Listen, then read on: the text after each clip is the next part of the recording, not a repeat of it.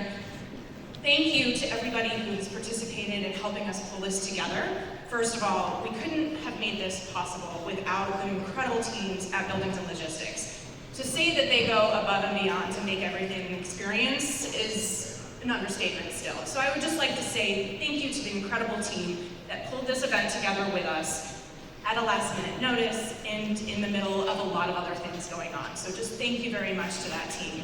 I'd also like to thank our Strategic Communication Fellows and Crystal McFetters, who were really instrumental over the last year or so, thinking about ways that we can do things differently. How can we engage our own people in talking about our future? And I really want to say thank you to them for their support, because a lot of their ideas that came out through the conversations we've had are going to be represented here today. So really excited to have that. So I wanted to kind of walk you through a little bit about what to expect today. The morning, we're really going to focus a lot on what we're talking about as an organization and how we have been there. But I really wanted this day to be about looking ahead. And I think that sometimes can be very challenging. We deal with a lot of history. Policy is often accumulation of a response to things that happened in the past. We often see things and programs and services in place as a result of something that has happened, and so trying to get out ahead of that can be challenging. And we know the challenges that we faced as an organization today are far greater than we've ever seen before as we come out of a global pandemic, as we deal with economic uncertainty, as we address issues that are basic and essential in our communities, such as housing and infrastructure. And so I want us to kind of approach today from a problem-solving and positive perspective. And I know that I come sometimes with a little bit of too much rose-colored glasses, but I think that's really important, because identifying and finding those kind of needs for improvement is what inspires us to keep moving forward. And I think Simon Sinek said it well. Many of you are probably familiar with him. I certainly refer to his work quite often. But some of the rules of engagement for today, pretty basic, and not that I have any question that you wouldn't do this, but listening with respect to each other is really important. We have to kind of assume some implicit bias when we talk to other people, and it's really important, particularly as we get across different departments, to be able to put yourself in their shoes and think a little bit about what their perspective is on issues. And from that, we'll be able to learn from each other. And today is really about extolling and sharing and celebrating the best practices that you do every single day. We know there's good work here at the Unified Government. We also know that there's more work to be done. And a lot of the work has been in place to help us move to this next 25 years. And I started putting this together, and then I looked at this figure, and it looks a little rude, but look to the future is supposed to be you. You are the future. So, and I know my name is Hand, and I know I put a lot of icons of hands. I promise that will stop later on. But I do think it's really important to think about where we want to go today. And that's what we'll be focusing on this afternoon as we discuss. So our agenda this morning, we're going to start with looking at some of the things that come with change as our 25th anniversary. We're going to introduce a presentation format called a 20 by 20, which you'll see a lot of today, thanks to some very generous volunteers. We'll hear from our mayor, and then we'll have a wonderful panel looking at the history of unification of city and county here in Wyandotte County. We will then take a quick break, because it's important to balance, and then we'll come back and have a really fun series of presentations in the 20 by 20 format, which I will explain to you in a little bit. We've got a great day of lunch and site visits. If you did not sign up, please see me at the break, because we are trying to figure out if someone is absent today or plans changed and we have an opening and you still want to join a lunch. We'll do the best we can to get you in. Finally, the afternoon will be focused on reimagining what we would like to do. And this is about us setting the goals that we think we can accomplish either next year or in the next few years. Because we know there's a lot of things that are beyond our control. We're in an election season, for example. We can't control the outcome of that election to the most extent. But I do think we have a lot that we can influence. And today is about tackling those things that we know we can control and we can change and make a difference. And then we'll wrap up and walk out with an action plan. And that is really important. We've heard this loud and clear. Not only did you want to be part of UG Forward and the discussion about where we're going as an organization, but you want to be part of deciding and factoring in what you can do to help support this transformation. So So we're going to come out with some very concrete action items to move forward on, and the next steps will be defined by what you guys decide to do today. So I mentioned we've got these great lunches. I wanted to say thank you to our mayor and our commissioners for being willing to spend some time over lunch with us today. We've got some great tours of our KCK PD Museum. We have a downtown KCK walking tour, and or you can go over and visit with Alan Carr at our tourism bureau. We're also having a tour to Connect Cafe and the Juvenile Services Building. So really a great selection of group. So now I would like to introduce our first panel this morning. We have a conversation with Ms. Harrison Lee and the Executive Director of the Mid-America Regional Council, David Warm. And I'll invite you both to come up to the stage and we will get this conversation started.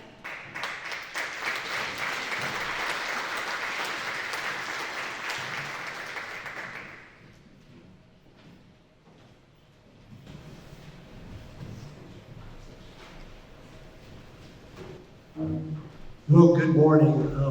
I'm David Warm. I'm the Executive Director of the Mid-America Regional Council, and I am truly honored to be here today.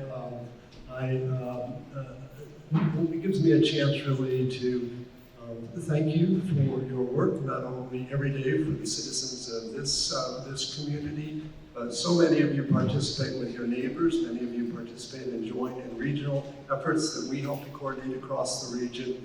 And I have been delighted to renew some old acquaintances. I was an observer when you went through this change 25 years ago, and it has been a remarkable transformation of continual progress that has never been easy.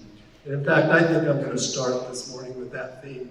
I've been in public service my entire career in the Kansas City area. I'm privileged every day to wake up and to be able to interact with local governments all across this metropolitan area. And I will tell you, Cheryl, it's great to see you. In my career, the work has never been more difficult. Every single city and town in metropolitan Kansas City is undergoing pressure. It's pressure externally, it's pressure locally, it's pressure from community expectations, technology, it's pressure from COVID. A lot has happened in the last 3 years. At the same time, the work has never been more exciting. Because there is an environment of change, we have an opportunity to move forward in progressive and interesting and innovative ways, and that is happening here and it's happening in places all across this metropolitan area. And so I guess I kind of want to ask you to kick us off this morning to reflect a little bit on your work so far here. And as we kind of come out of this period of the new normal after COVID, how are you thinking, how did you think about how you would start this journey of helping this organization move into its next 25 years? Good morning, everyone. Cheryl Harrison Lee, Interim County Administrator. And I would agree with you. The work in every community is difficult, but exciting. And as I looked at the opportunity to come over here and serve as an interim, I started to think about the framework of what would be impactful as an interim. Short period of time, but being able to just build a legacy, build a platform for a permanent administrator. So I looked at a framework of guiding principles that would allow me to just kind of look at the organization and evaluate the centers of excellence, what's been done well, and where there are opportunities for improvement. And that led me to looking at two things first, and that's people and finances. So I started looking at our human resources, how we are developing our employees, investing in our employees, and how we're spending our money. That people and finances, those are, I think, two important ideas that you're probably going to talk about a lot today. With those kind of in the back of our mind, you're celebrating this important marker of 25 years. How are you seeing this as an opportunity, not only to reflect on how far you have come, but also to you see it as a moment of where can we take this community, this organization into the future? I think there's some unique opportunities here, and the long-term future of this community, of this organization, is centered around long-term economic sustainability and viability. So I think it's an opportunity for us to look at how we build this community, how we reimagine Wyandotte County, how we attract industry to the community, and how we prepare so that we relieve some of the tax burden for future generations of dots. So let me ask you kind of one more question that I think, because you're relatively new here, you're probably still meeting some people in this room. As you walked in, and you have a perspective of other communities, other places, other contexts, but as you walked into this role, what surprised you about Wyandotte County? I was surprised by the incredible commitment of the employees and the proud stance they have about being dots. And I was also surprised by the centers of excellence and the areas of opportunity. There is a strong desire from employees to really want to have continuous improvement. And so that's really energizing, it's refreshing, because we know that after COVID, morale is low in organizations across the United States, and there's a certain amount of just worker fatigue, and that's why we're hearing things about the Great Resignation. Not so in Wyandotte County. There is a sense of great pride.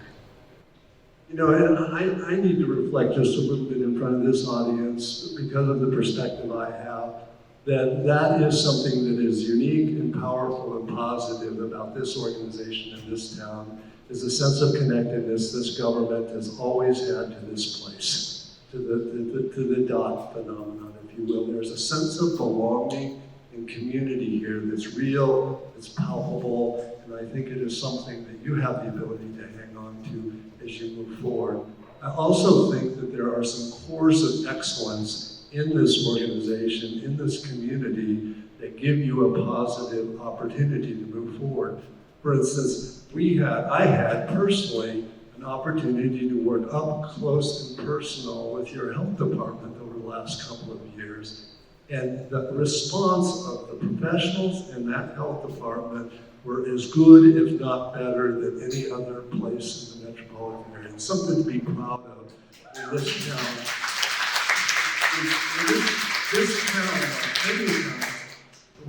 Every town was under pressure, but this town was under even more pressure, and you rose to the occasion. And so I think that when Cheryl starts with this notion of people, it really is about your core professionalism that really is a constant that you gotta hang on to. And that is what keeps me going to public service every day for 43 years, is this sense of a commitment to a responsibility, to a vision, to a purpose that can withstand change and contextual change that's all around us. Give us your perspective sort of on these people, this organization in this moment. Well, I will tell you, today I was very happy to meet some of the members of the community who were involved 25 years ago in being able to unite city and county. That's not existing in every area, and so I think it's a unique opportunity. I am really encouraged by the energy level that I see with the employees. I think that the permanent administrator is going to have some great opportunities, some great staff to work with, and it is quite refreshing. And I'm not going to say, I'm not as courageous as you to say how long I've been in this profession, but I've been in this profession for quite some time, and it's just encouraging and refreshing to see just the energy level that I see in this room and in this organization. That's terrific. I know you're going to hear from these folks, part of the legacy of this community, who have been leading this change over the last 25 years. And you're going to be watching. This is your chance to sort of pose a question for them to consider, for this audience to consider about where we made progress and where we have progress yet to go. So my question would be, 25 years from today, when people come and they look at the front page of the newspaper, what will the headline be about Wyandotte County? What will they read?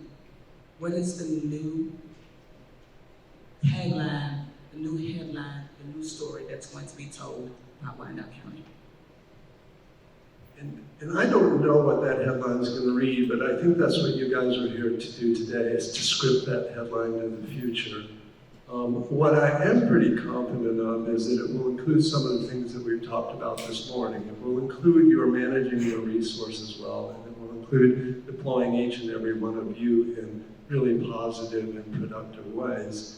And it will be built upon the centers of excellence that you already have in place in this organization. I was talking with Alan a little bit before the meeting. You have as good a GIS and technical operation as any place. And the work's not done. You've got a whole new generation of stuff you got to do. You got cybersecurity threats and all these big challenges in front of us. But you have a strong base of start as we kind of navigate those.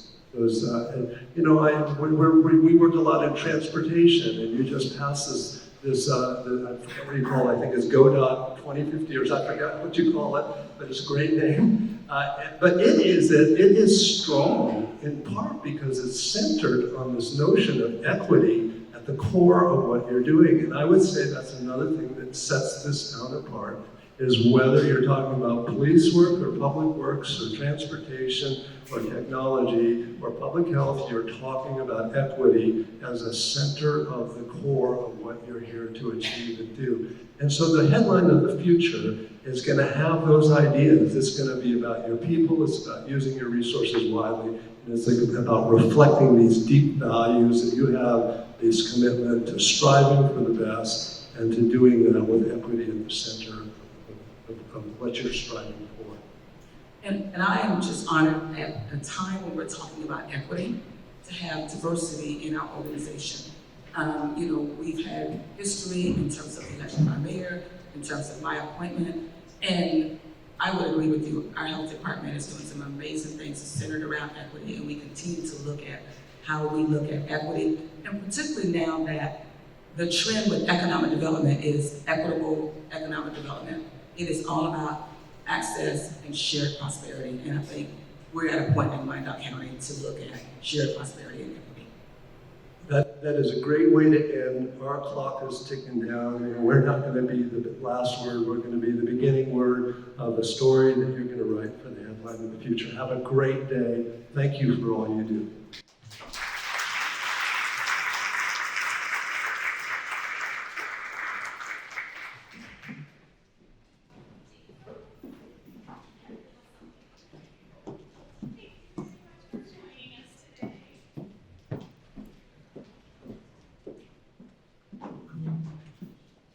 Not to give it away too much, but there's Andre's chocolates in there, so enjoy it. All right, well, thank you, David and Cheryl, for that. We appreciate the opportunity to hear from you. We are going to go into the next presentation. Now, this is something that's a little bit different. This is the 20 by 20 format that I mentioned. Not able to get the slides, I think, so we're just going to... we'll wait for that. Go back. Let's turn it off. Okay. All right, so a 20 by 20, what is it? 20 slides, 20 seconds each. The reason why we're using this format today is because it is so important to do storytelling. Talk about the work that we do, to share the successes and wins. We heard it last night as the presentation to Standing Committee of the Public Works Strategic Planning Process. Telling our story, not only to our community, but for ourselves is really important. So today we'll be featuring and highlighting several different people who have been willing to take the risk of getting on stage to do this for us. And the first person is Gunnar Hand, who's going to walk us through his perspective as the Director of Planning, and I will hand him the mic and wish him luck as he gets going. Do I need this to record? Yes, please. Okay, this is all timed, everybody, so it's very imperative we start at the right time. Oh my gosh, it's already started. For those of you who don't know me, good morning again. My name is Gunnar Hand. I'm the Director of Planning and Urban Design.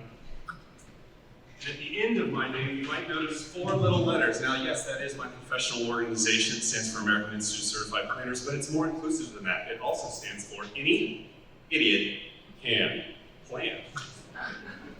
So what is planning? Planning is many things to many different people. Take my career as an example. I've been a school board member, I've been a community planner, I've been a transportation planner, I've been a city designer, and yes, today, and I am the Director of Planning and Urban Design. We are all planners today. I'm so on you all, because today we're here to talk about the next 25 years of our governance. I just so happen to have the benefit of planning and learning how to plan in a utopia. If anybody's ever been to Boulder, Colorado, it's an extremely beautiful place. But you pop open that pretty little hood, and it has the same structural issues that every other city is challenged with, including ourselves, such as inequality and affordability. My favorite city in the world, Copenhagen, Denmark. If anybody in this room has ever heard anybody speak disparagingly on social democracy, I challenge them, they have never been to Scandinavia. It's an amazing place, everybody.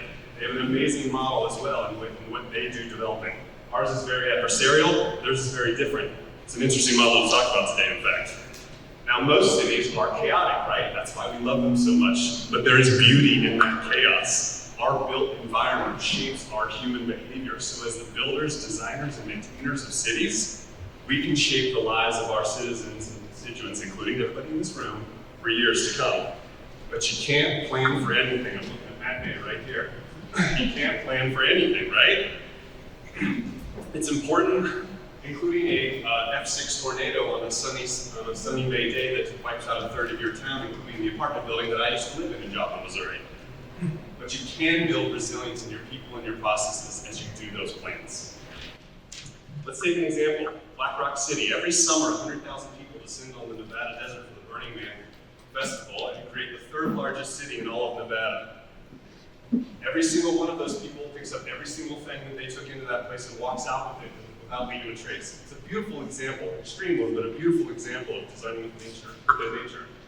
Antithetical to that is La Ville Radiance, the Radiant City, designed by Le Corbusier. It's a concept that has driven the development of our communities for the last 60 plus years, changing the way we design and build our cities, counter to the entire history of civilization before that. So I'm going to take the next couple slides to talk about some of my own urban design pet peeves as a way to illustrate how our societal impacts, the societal impacts of good and bad design.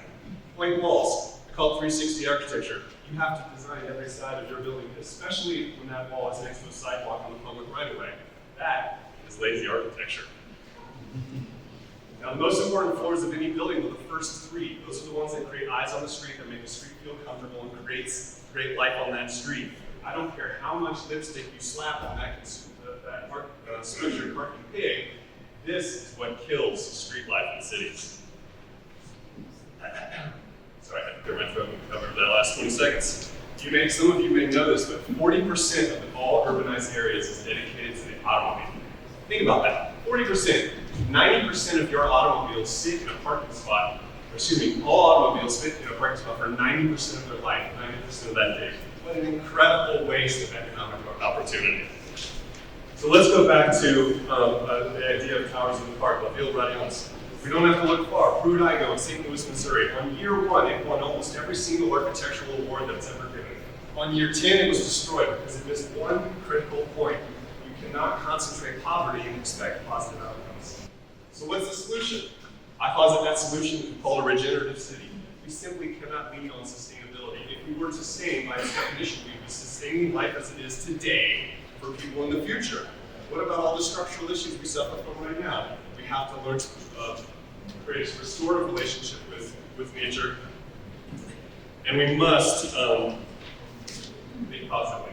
And the way that we do that is by creating a certain sense of buy-in. We must reimagine our system and leverage what I would consider our greatest asset, our people, right? I'm the first one to admit you can never do enough engagement, but we could change the way that we engage our constituents, the constituents of everybody, including in this room, because we all live in Wyandotte. Innovation requires failure. That's a tough one to swallow for a lot of different people, but it requires us in this room as we look forward to the next 25 years of this organization to be bold, and to be brave, to test new ideas, new methodologies. And we must empower our citizenry. How many people in this room have engaged with the public where they expect us to do everything? Now, I'm not saying that's our job. It is to a degree, but we have to figure out a way to empower each and every one of our citizens to participate in the improvement of the built environment of our cities, of our systems. And if you heard me talk about GoDot over the last year plus, or even in the last 6 minutes of this presentation, you know me pretty well. I'm going to say this: we have to develop a city outside of designing cities just to the movement of When we decided to build out instead of together, we created a debt cycle that we are still trapped in today that impacts our tax burden as well as the services that we can provide. So what would be into that, or what would that city ideally look like? It's called a 15-minute city. It's not a new idea. It's not my idea. It's the idea that you could walk, take transit, bike, or drive 15 minutes to get everything you need. This idea is the genesis of our city because our city was formed when multiple cities that were self-sufficient came together and created a town in Kansas. So you want to know, after today, while we have this discussion, the most impactful, sustainable, regenerative, easiest and cheapest thing that you can do for your community? Simple, plant a tree. That's all there is to it.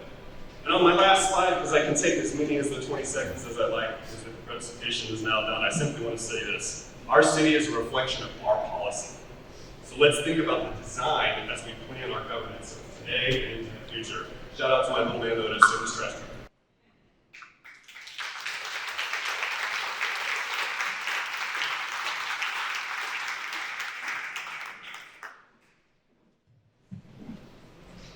Well, I hadn't seen that before, so I was a little nervous, but I think we did all right, so that's great. And perfectly timed. It was almost like we did this on purpose. Mayor Garner has joined us. He's going to welcome our next panel and speak a few words. We're just going to give him a second to get settled. And he just walked out the room. But I do think there's a lot that we heard today so far that I think whether it's looking forward 25 years and trying to put ourselves in the context of the hard work that everyone has to do right now is really important. But I think there's also that component of we also know a lot of the tricks in the trade, and building off of those best practices and identifying those best practices for ourselves becomes really important. So we'll give the mayor a minute to come in. But today we really want to listen to some of the origin story of where did we come from? Why is the unified government a unified government? It's a very unique model. It's a unique model here in our metro, but it's also a unique model with very interesting examples as comparison. And certainly we are very excited to have the lineup of people that we brought. So Mayor Garner, welcome. Not to put you on the spot, but we'd love to have you come up and kick off the next talking points. Whoops, oh, I'm sorry. Right back. Thank you, Ashley. Good morning, everyone.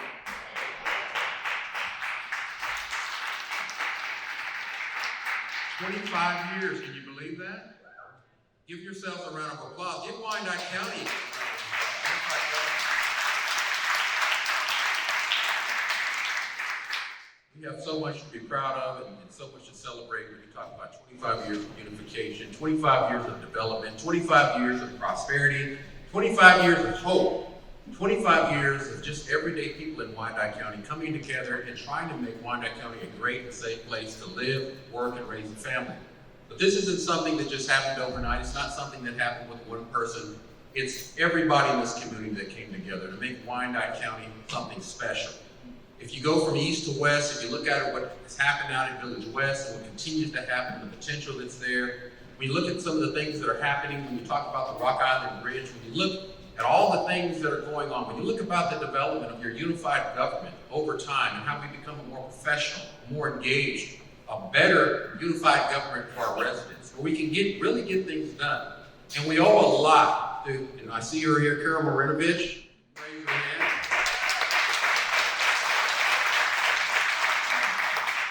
And we've got Dennis Hayes, the administrator from that era. We've got Mr. Roberts, Mr. Backus, and also the great soldier, the colonel right here, if you raise your hand. These individuals really came together with so many people around Wyandotte County, and they saw the potential that we had to really do something great in Wyandotte County. And so we owe a lot of where we're at today on just that vision and that leadership and that drive and that persistence they had to say, we can have a better Wyandotte County. We can have a unified community that can really take us into the next 25 years. And so that's really what this is all about. So I don't know, but if there's any elected officials in the House, I'm going to ask you to raise your hand again just to be recognized. I see Commissioner Bynum here. Give her a round of applause. And to Mr. Burrow, I don't want to see you all Cheryl. Mr. Burrow's over here. These are at large, first and second district, so we're glad to have them in the room as well. And also want to send a shout out to Cheryl Harrison Lee, our interim county administrator. Raise your hand. We're glad that she is at the helm and brought UG forward.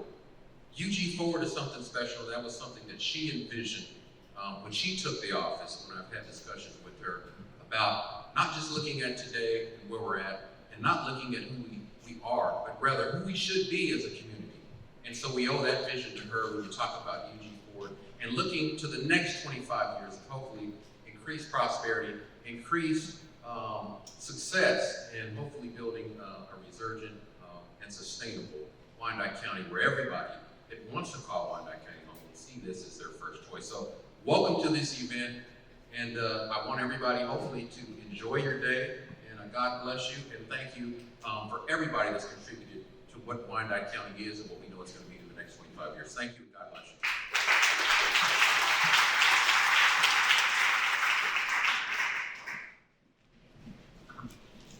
With that, we're going to turn it over to Mr. Tom Roberts, and we're going to fill up a few chairs here and bring our panel on board. So just give us 1 second.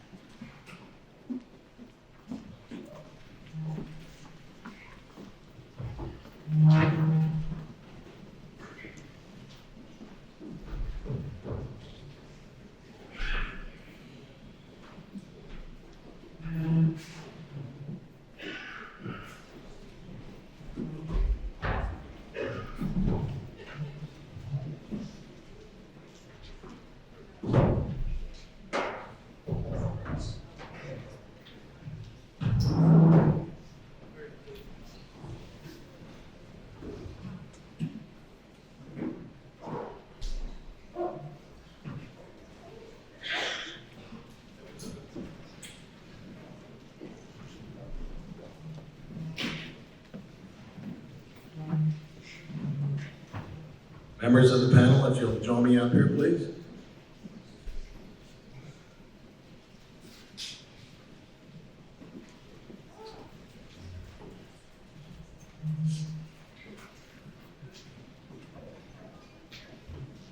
Oh, I don't think it matters where we sit. Okay.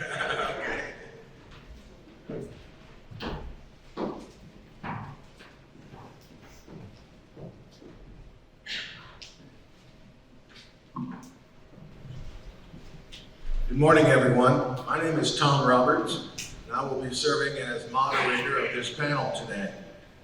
I retired in 2010 as clerk of the unified government, and it hasn't been that long ago, but there's not too many people in this room that I still recognize. We have a very diverse panel today.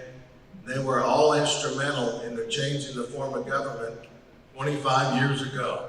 It's hard to believe it's been 25 years. But before we get into the change in the form of government, I want to just do a quick history for you of what government was like in Kansas City, Kansas, and Wyandotte County before that time. In the early 1900s, both the city and county were under a three-commission form of government, and that was all done by state statute. In fact, there are many cities and towns today that are under that same form of government. But what you had were basically a three-member commission on the city and a three-member commission on the county, and you only needed 2 votes to take any kind of business decision at that time. So it was not real representative of the whole city or county. This form of government is still prevalent today, but in 1983, we changed the form of government to a mayor city council form of government. And that was in existence up until 1997. This brings us, I believe, to 1996, when a citizen-driven initiative was brought forward to change the form of government by combining the city and county. The city at that time made up 92% of the county, probably still does. Mike Jacoby, I'm going to start with you. But first, I would like to recognize you for serving in Vietnam with honor and distinction, and thank you for your service, Mike.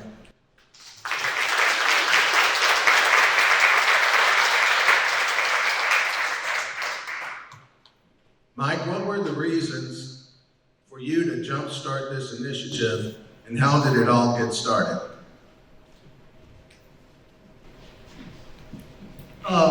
Excuse me, but I've got a little health issue. I've got a migraine headache, and I've had some cortisone injections in my neck recently. So I'm a little bit wobbly, that's what it is. You have to consider when I moved here in 1985, we had open prostitution in Parma. Up as far as we had a casino out on Highway 7, security provided by the off-duty sheriff deputies. We had corruption everywhere. Chuck Thompson was assassinated in broad daylight with the community. And it was a different Wyandotte County.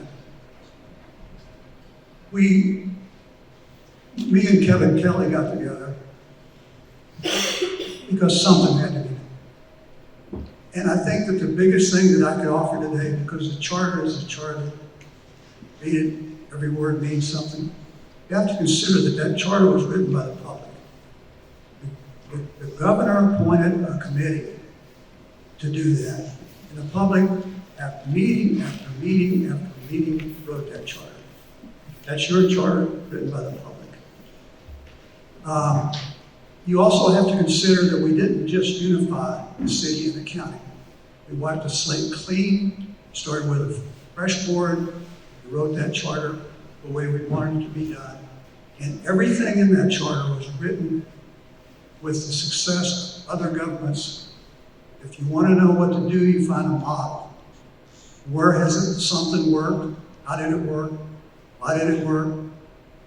Cheryl became extremely convinced when she went to Columbus, Georgia for a conference. She got in a cab, and I was in there in 1972 when it was done. I was in Fort Benning, Georgia, so that's kind of where the inspiration came from. She asked the cab driver, what do you think about consolidation? And he pointed at the skyline and said, not for consolidation. None of that would exist. So you find models. Where does it work? How does it work? You just don't write something because of some particular incident. And I don't know what more I could add to that. But the charter is the charter. You got to consider that. If you want to know something, read the charter. It's what guides you. It's everything. It was written by the public. Thank you, Mike. Reverend Backus, you were in on this from the beginning. Would you care to expand on Mike's thoughts and give us your own reasons for supporting the idea of consolidation? Well, I moved to Kansas City from Helena, Arkansas in 1971. Come to the pastor church, of course, and with 5 kids and a wife, and didn't know where I was going, but I got here. And got involved in the community, the church began to grow, and it doesn't take you very long to kind of fall in love with Kansas if you be around. But it looked like to me it kind of was just at a very stagnant level at the time. We were not growing, we were losing population week in and week out, and just it looked like we was going to get out of that hole in the situation it was. I got very involved in the community, social services, and I reckon in the politics too, I suppose, to see what could be done. And of course, they came along with the idea, Ms. Carol and them did here, to consolidate the government. And I knew, not from maybe every city, but it appeared that one of the best things that could happen in Wyandotte County, because at the time, nobody I'm sure want to talk about this, there was always a strain on making decisions on, because the 2 buildings across the street from each other in the form of government, and we was operating under, and it came up with the idea of consolidation, which appeared to me at the time that was probably the best option that we had to begin to at least begin the process of moving forward. And when the idea came along, it gave me a great opportunity. I think I might have been with the reluctancy of the community to buy into consolidation. I might have been one of the only fellows who really got out there from the minority community and joined the situation. So I was asked to co-chair with Dr. Swanson the commission committed to for consolidation, and got involved in the roll-up I was slave to, because I was intending to raise my family. I wanted to live in one of the best communities possible. And I always looked at Wyandotte County and Kansas as being nestled in this great metropolitan area. And we ought to be the showcase of the Midwest with all the things around us, and nobody should be better than the community that we live in. I don't know if we've achieved that goal or not, but I think the possibilities are still there. And I didn't have any personal interest in it other than I wanted to have a good place to raise my kids and to see this community move forward. And I thought, after having discussing, going to the meetings, and we looked at a couple of cities who had done a couple of things, that it was a real good move to make. And I think 25 years later, I have no regrets for the sweat and blood that I put in, whatever effort to put in getting it done. And I am proud to have been a part of that. And I hope that we continue to build on the principles that the unified government was established on. Thank you very much, Reverend. Next, Reverend Marinovich is up. How in the heck did you pull it off? Not everyone was thrilled with consolidation. There were a number of hoops to jump through and votes to be taken. Please take us through the process. I'd be glad to, and thank you for inviting me this morning. But before I go through the process, I would like to give a special recognition to Mike Jacoby.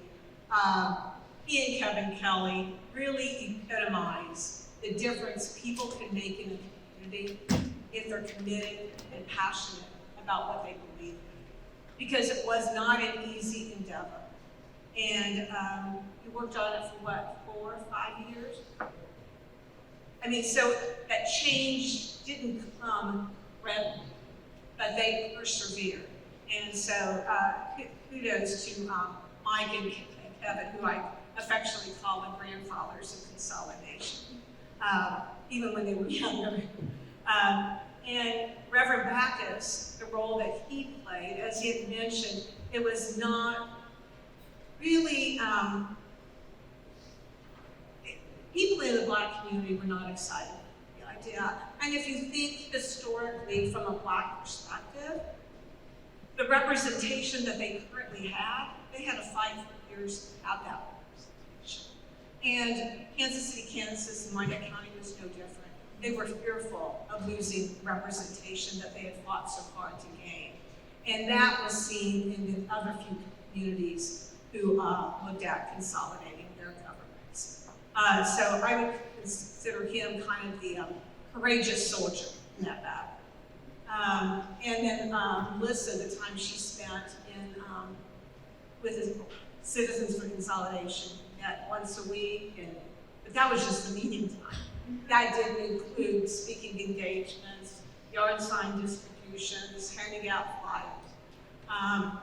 And then, of course, after we consolidated, it basically rested on the shoulders of the city administrator, Dennis Hayes. Okay, we did it, now combine it. And especially combining two governments when one didn't even have personnel members. That was not easy to do, and that was not on the city side. But the process, it all started, well, when I ran for mayor in 1995. Mike and Kevin sent out a form saying to every mayoral candidate, I think there were 15 of us. I think there was a baker's dozen of candidates in 1995. And it basically was a pledge that you who supported consolidation. Well, my background, I had been on the city council and then I was elected mayor, but I had also spent 23 years with the KCP School District. So my background is education, and I had a minor in English. Well, there were some errors in the pledge form and some redundancies. So it took me a couple days. I corrected it before I sent it in and crossed off the redundancies. And so when Mike got it, he told Kevin, she really does support it. The other people just signed it and sent it back, but she took some thought. So he really did believe then that I was committed to that issue. One page attachment. One page attachment. And I really was committed because also as an educator, I learned you do your research and your homework.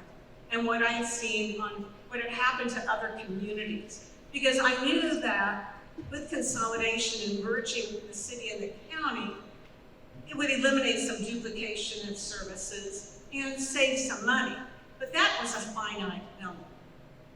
Where I really saw it, as Mike had mentioned before, was from that cab driver in Columbus, Georgia, who said, look at that development. I thought, it's economic development, the growth of the community that you can get with consolidation. When I was in Columbus, Georgia, I met with elected officials there and business leaders. And every one of them said they did not believe consolidation would pass without the support of the mayor. And so that was one of the main reasons I ran for mayor in 1995, was to push it forward. Because I believe that the current mayor said he supported it, but I didn't know how passionate, I didn't believe that he was passionate about it and totally committed to that endeavor. So then we needed legislation at the state level. Well, that's not easy to accomplish by any means, and let alone when you're the city lobbying for something and the county's lobbying against it. So it was a really difficult task, and at that time, I really didn't have support of the Wyandotte County delegation. Where the support came from was from the moderate Republicans from Johnson. So I think consolidation also demonstrates what can happen when people take off their D hat, because I happen to be a registered Democrat, take off their D hat and R hat and say, what is the best interest of a community and a state? And so it took a while to get the legislation passed. One bill was introduced in committee, and it was obvious when I went up to after my testimony and others testified for and against this consolidation issue, it wasn't coming in committee. Well, coincidentally, I happen to know the chair of the committee, and it was a Republican from Johnson County. His name is Mark Parkinson, who later saw the light and became a Democrat. But he, that evening after the committee basically killed the bill, he called me at home and said, hey, it makes sense, and I went home. So Mark Parkinson, myself, the mayor of Edwardsville, the mayor of Bonner Springs, and the executive director of the League of Kansas Municipalities met and created what became the bill, creating the Consolidation Study Commission. And what that was a 5-member study commission appointed by Governor Graves, another moderate Republican who I had the pleasure of working with on the consolidation issue and also the Speedway and Village West legislation. And that 5-member commission, they were supposed to decide, should we consolidate? And if so, what should it look like? Well, very early on, they made the determination we should consolidate. So most of the meetings were then, what should this government look like? And what they found out from every meeting, it was held in geographic locations throughout the county because they wanted it as accessible to the public as possible. Every meeting had a public input section, and they took all that, what the public had to say, plus the research, and created what the government looks like today.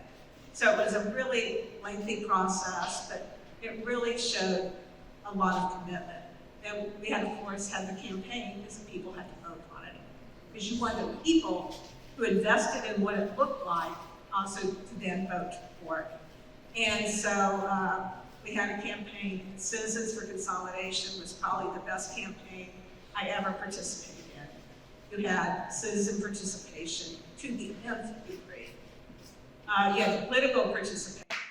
My chief of staff and I, what role we played in was they weren't, they didn't have the background of political campaigns. So we brought that campaign expertise to the table, and also the ability to raise the dollars for the campaign, which interestingly, on a $100,000 campaign, over half of that money was raised from businesses in Kansas City, because they saw the need for Kansas City, Kansas to be as strong as the rest of the area. Their businesses, their trucks, their vehicles cross city line, county line, state line all the time. And so you had both of those merging together. We had strong support from the business community, as I said, from both sides of the state line. And we actually got all the media on our side, and the opponents had a terrible message. Their message was, we support consolidation, just not this. And so it was overwhelmingly supported by the people in this community, and that brought us consolidation. And I can tell you today, if we didn't have a consolidating government, we would not have the growth we see out west. We would not have Kansas Speedway, and therefore we wouldn't have legend. And because of that, what we always envisioned with that development was that movement eastward. And a number of the developments we see east of 435, I believe would not have helped.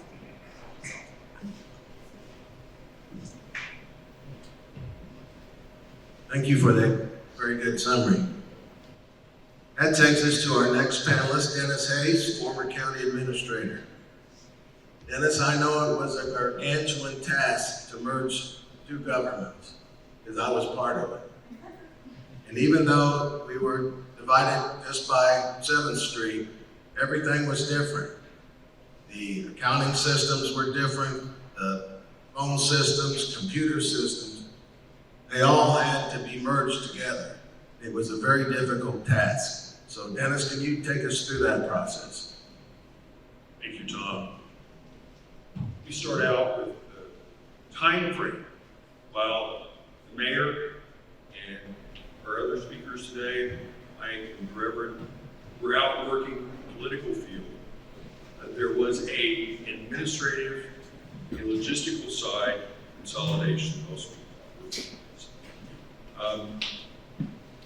1997 year, and it set out a process of the vote on April 1. The vote was successful and we were proceeding forward with consolidation. But the consolidation of the two governments didn't actually occur until October of that year. But the election process was started in April, and the vote was for consolidation. Then there was a primary election several months later for those folks that were considering becoming mayor or commissioners of the new unified government. And then there was a final vote a couple months later, that was the primary, and then the general election occurred, and that was in September. And the charter ordinance called for, if you have a favorable vote, citizens say they want to consolidate. 2, you have a primary election, then you have the general election. The two governments would be consolidated on October 1 of 1997. The charter ordinance also called out 2 individuals that had the consolidation transition process. And that was the late Bob Brown, who was the former county auditor, and the city administrator. That happened to be me at the time. We were responsible as co-chairs for convening necessary parties of the two governments and preparing a transition plan so that on October 1, we would have a new form of government that was in place, that the new mayor and the new commission could then lead through that process. So just to walk through this briefly, that was the calendar. We had 6 months. We made the decision to meet on neutral ground. All of our meetings were held at the Kansas City, Kansas Community College. And they were open to the public.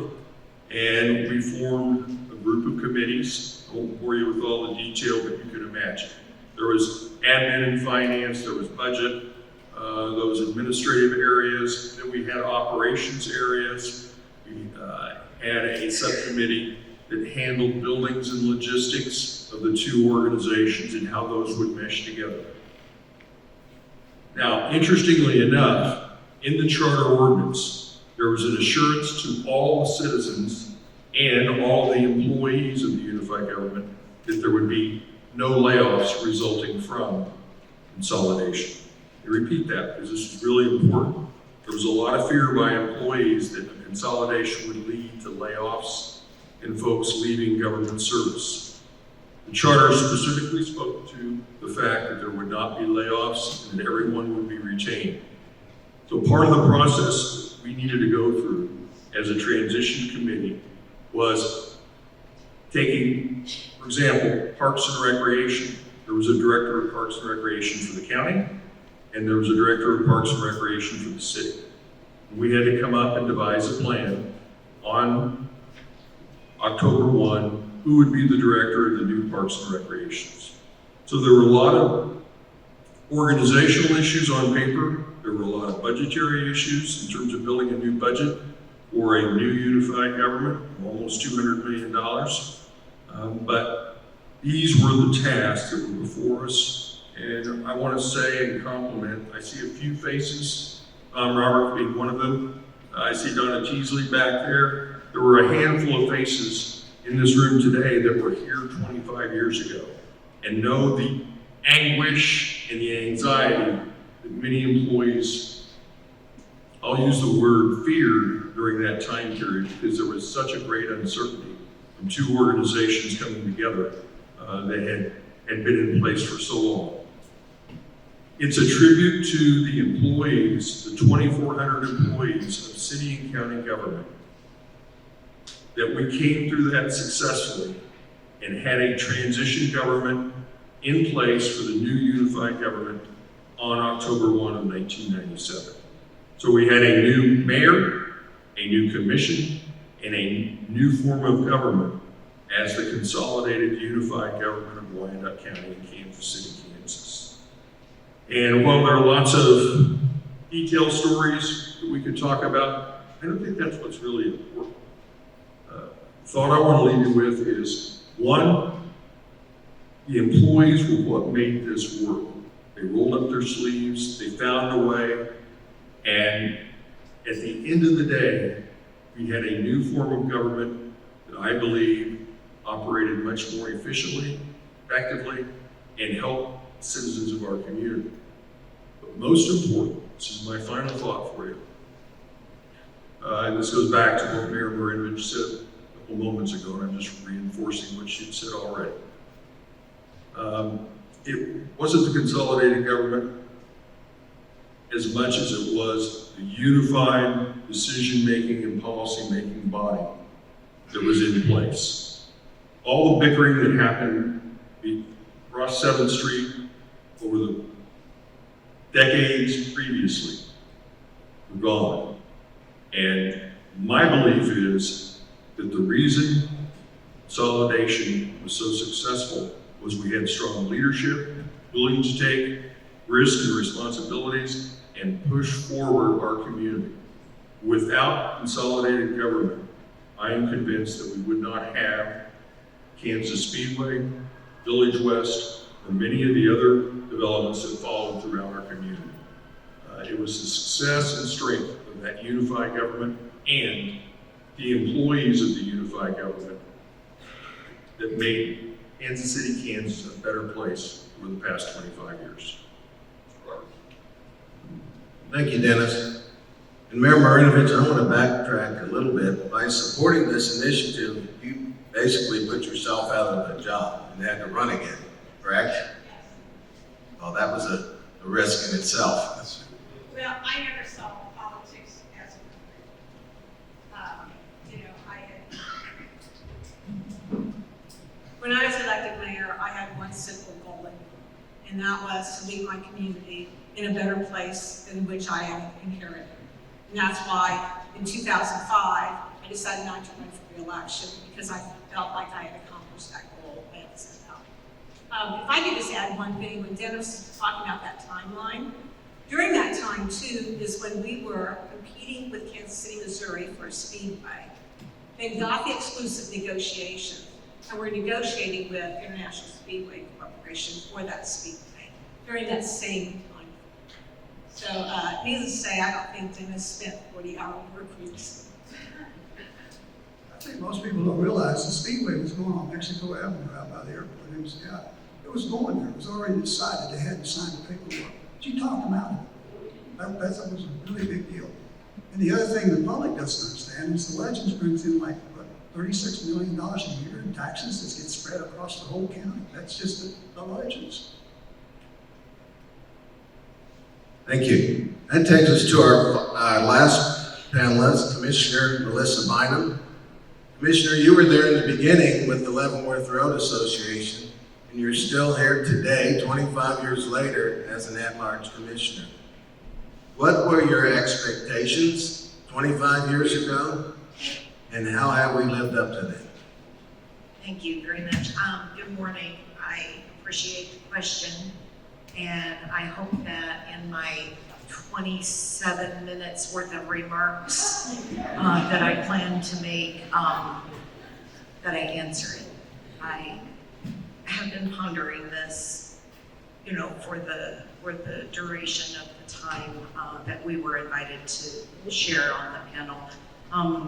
Before I go any further, I want to say to each and every one of you that are here, a really sincere thank you for everything you do at the Unified Government. And I look at our efforts collectively, and I see the work that you are always doing to improve our processes, but also improve our community. And so I just want you to know I see you and I appreciate you.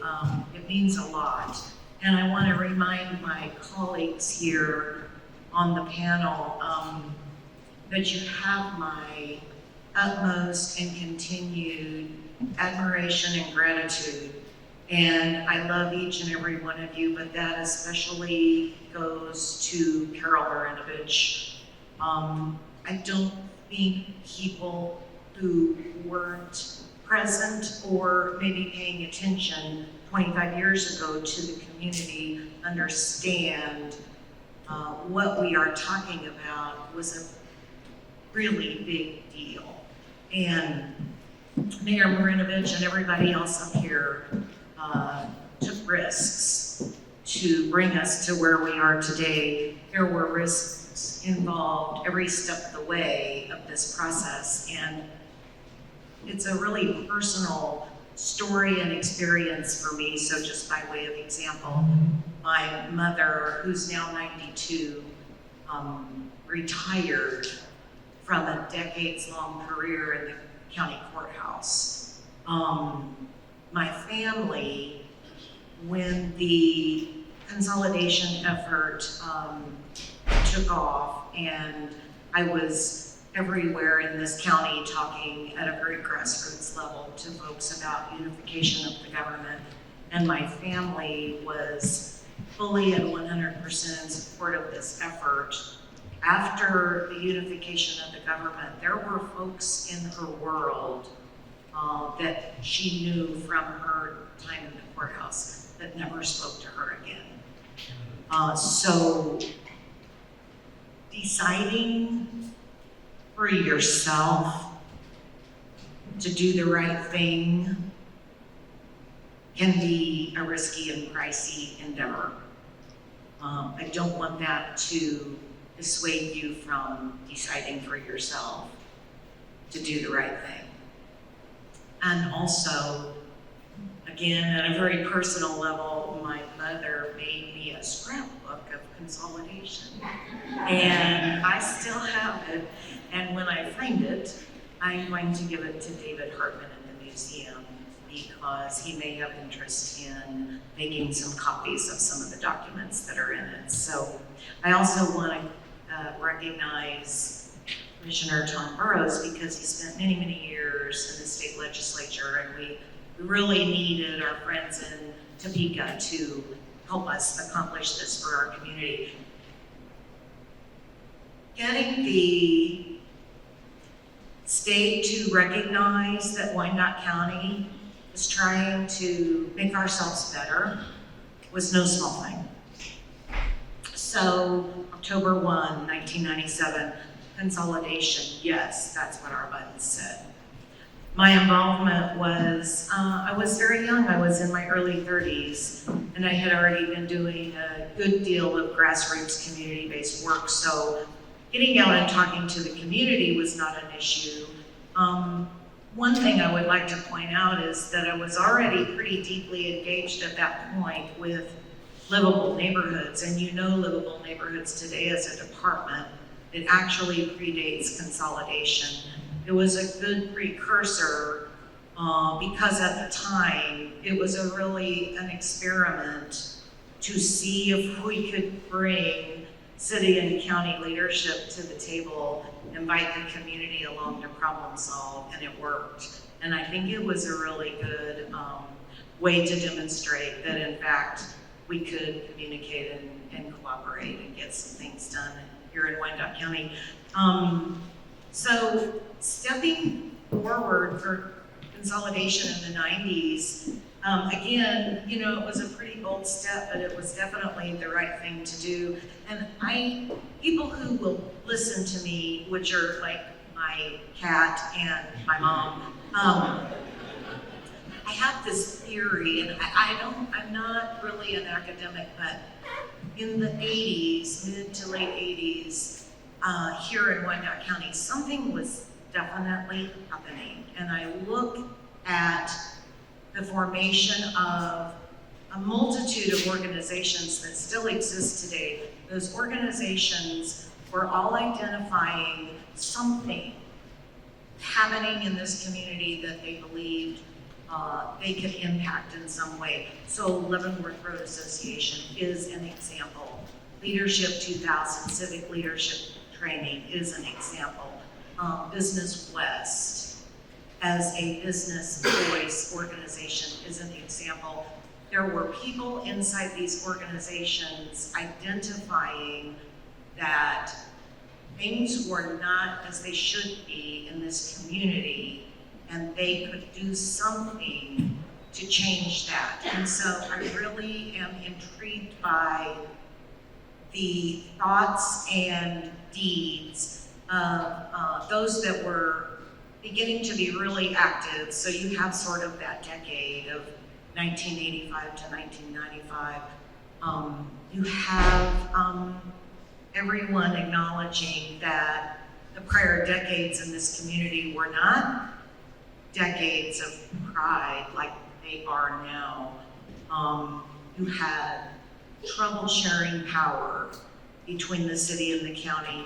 You had politics and bureaucracy. We had decade upon decade of population loss. From 1960 to 1997, our county lost almost 30,000 population. I will say that in 1960, our population was 185,000. By 1997, it was 153,000, and today, per our 2020 census, we are back up to 169 countywide. So, you know, that speaks volumes of what consolidation, the seeds that were planted, part of a much larger story, obviously, but no small part of it. In my time of joining work at the Leavenworth Road Association, the reason why I did that was because what we saw in the community was blight. What we saw was deterioration of areas that had been thriving. I'm not telling you anything you don't know for yourself. Consolidation brought, for me, the hope of support. The fact that there had been actual research done to show that it could work and that it could be beneficial to my community. And mind you, I'm just a young woman, but I'm committed to the place where I was born, the place where I was raised, and the place where my parents showed me the meaning and value of service. And so I was kind of a nerd, but I was pretty deeply committed to being here and staying here. And every single one of us in the room and who has spoken here today knows we could have left, and it would not have been difficult, but we chose to stay. So that's a real testament to everyone. Did you know that the total valuation of this county in 2021 per our annual certified review is $1.66 billion. That is not a small thing. Probably also would not be true without unification of this government. I specifically remember being the executive director of the Leavenworth Road Association when we hosted a community forum to have the folks from International Speedway Corporation come and talk to this community about the possibility of having a motor speedway in Wyandotte County. And Carol, I do not remember the gentleman's name. I want to say it was Bill France, but I'm not sure if it was Bill. But he very specifically told that room that evening that without consolidation, they would not have been here at all. Grant Lynch.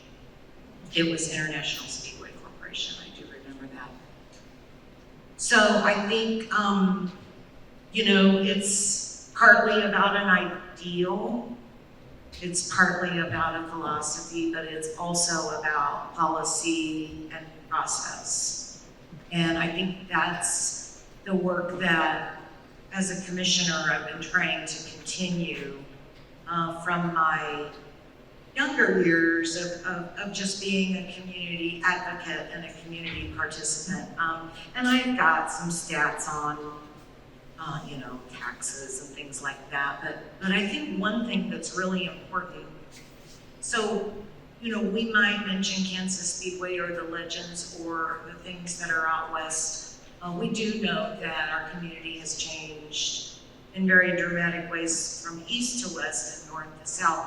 One thing that I think is really important at a policy and government level is that prior to consolidation, both the city and the county had to rely extremely heavily on personal property taxes to fund our budgets. And so when we reference high taxes, that's a big reason of why. Because sales tax collection here was, I won't say it was non-existent, but it was certainly minuscule. And by no means were we able to compare with, for example, Johnson County. So to unify the government and begin to see the economic development, the economic expansion is not a small thing, because when you can build your budget around more than one leg of a stool, which was only property tax, and now you have sales tax collections in Wyandotte County contributing minimum of 20% of your revenue to your general fund. It's not a small thing. It might be a super geeky government thing, but it's not a small thing at all. Housing starts. I think we all saw the impact of folks believing that, in fact, Wyandotte County would be a place to build and own a home. Well, one thing that's interesting, and it's kind of a double-edged sword, I think, is in 1997, 98, 99, 2000, Speedway's coming, things are growing. You did see a pretty strong explosion of housing starts. Back then, you also still had a fairly flat to low valuation. Today, that's not true. So that's why I say it's a double-edged sword, because we really, really want those housing starts, but we also would really like our valuation to level off just a little bit, unless you're going to sell your house, in which case you're going to put some nice money in your pocket. So I just think it's important for us to remember and revisit the basics of our original unification recommendations, and they include preservation of our rich history, building on the legacy of our past, while recognizing the need for responsive government, understanding the need for efficient and effective government. Thank you all for everything you do. Strengthened checks and balances. This is really, really important. It was a huge part of that charter. Independent assessment of our organization. I hope you know and understand that within our structure, we have a legislative auditor and an ethics commission, and they were integral to rebuilding the government that we live with in Wyandotte County today. So for me personally, sometimes I pinch myself when I think about me at 31, 32, being as deeply engaged in that grassroots effort as I was. And then here I am today. I didn't do that so that I could do this, but it does seem like a pretty natural progression for my life here in Wyandotte County. And I don't want to live in the past. I'm super grateful that we have young people in our community willing to step up, lead, and learn. I really encourage that.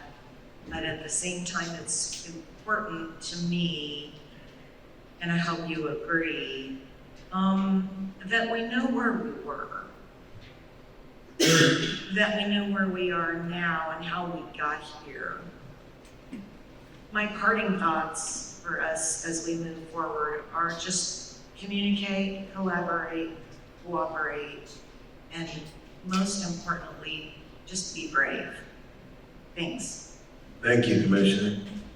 I would now ask members of our panel if they want to make any closing remarks. We had a conference at the community college. We brought in 3 mayors from unified governments. I debated some college professor. I was pro-consolidation, he was anti, and they did questions and answers afterwards. Who's right, this guy or this guy?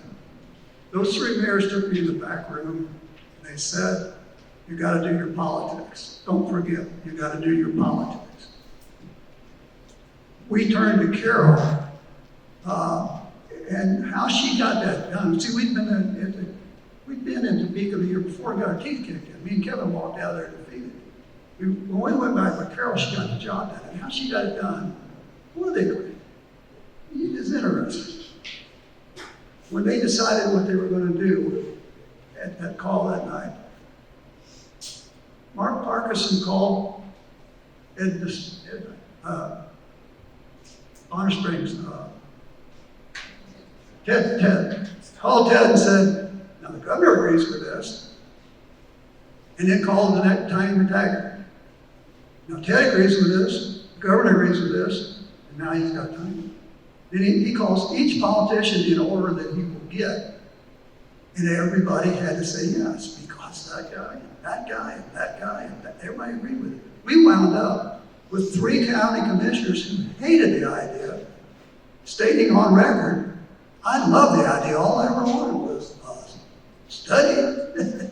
But they didn't realize they had the power of the vote for the citizens later on. So how that happened, it is a longer story than that. I can't talk about all of it, but it was politics.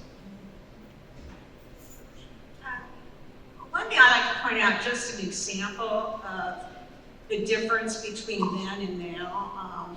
A simple, Melissa had mentioned little neighborhoods. Little neighborhoods, and this was prior to consolidation. We had the city and the county, separate entities. They brought forward the idea of a land bank. Well, I love that idea. it just made sense. We had so many abandoned properties throughout the city. Let's get them back and put them in the hands of responsible property owners who'll do something with them. And the county did not like it. And we needed state legislation in order to create it. The county was afraid that they would have to increase the number of tax sales. So the first year we lobbied for that legislation, it failed. Because it's hard enough to get something passed at the state level, let alone if the local government isn't together. And so we worked with the county during the off season, and what we did basically was said, okay, we'll give you all authority over the land. So since we gave them all the authority, they said, okay, because they knew they could just let that piece of legislation sit in a drawer somewhere. And so we were able to get it passed. So it was really nice then when we consolidated, we had that legislation. That's just one simple example of how things couldn't get accomplished within our community.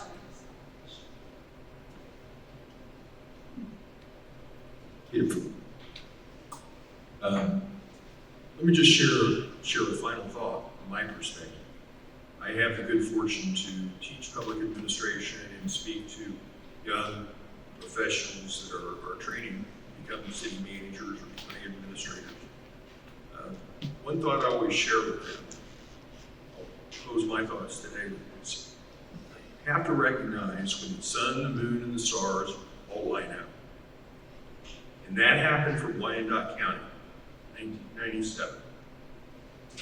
Mayor, you may or may not, we were meeting with Kansas Speedway on April 1, day of the vote on consolidation. And for Wyandotte County, Mr. Mayor, I would contend the sun, the moon, and stars all aligned in 1997 to bring us to where we are. And what was interesting, when we met with them, they said, well, Mayor, what do you think? I mean, I had no idea what a speedway was. And I was candid with them. I said, and if I feel distracted, I'm thinking more of voter turnout today, and I was telling them what had happened.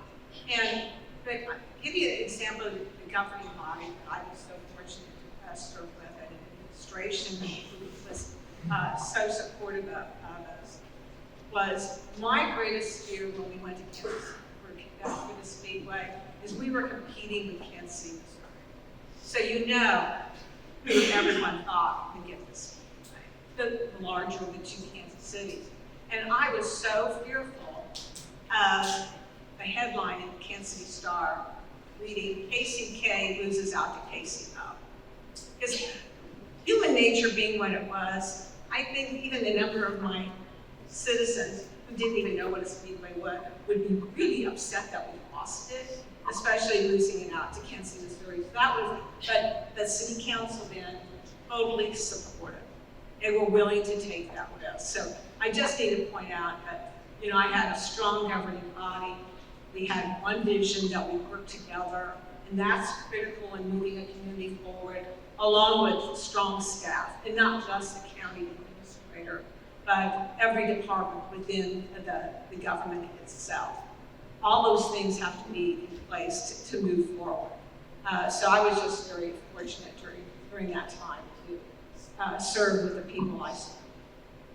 And if I can leave you with anything about the story of consolidation, if you remember nothing, if you could please remember that it really is a story of what is possible when people are committed and passionate about what they believe in to better.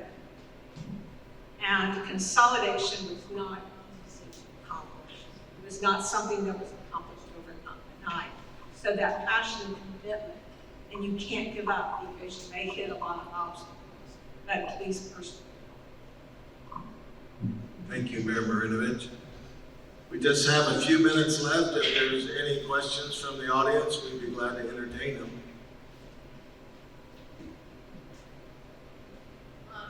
Raise your hand. I don't see anyone. Okay, then, I don't see any hands, so that concludes our presentation.